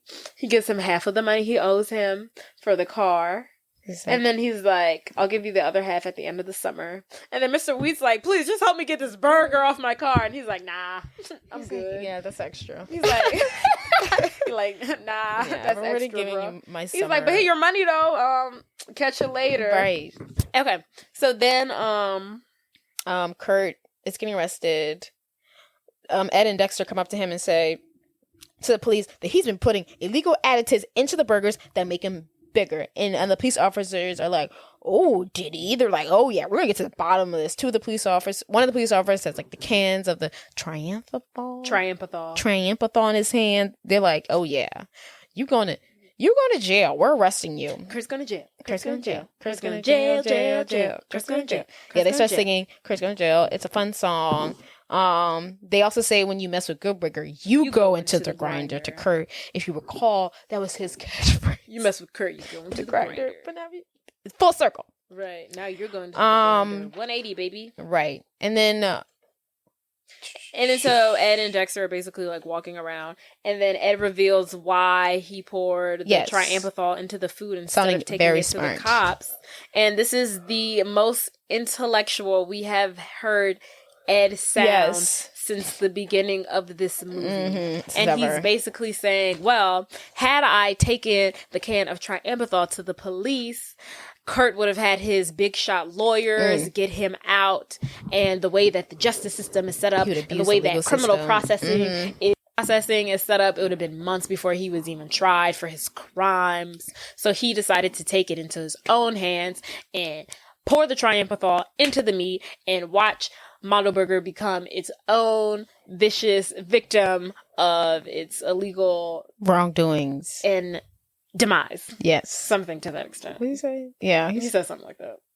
It sounded a little bit more articulate when he said it. They can't explain themselves out of this one, basically. And then Dexter and Ed are having a heart-to-heart, and Dexter takes out the contract, and he rips it out in front of Ed. Yeah.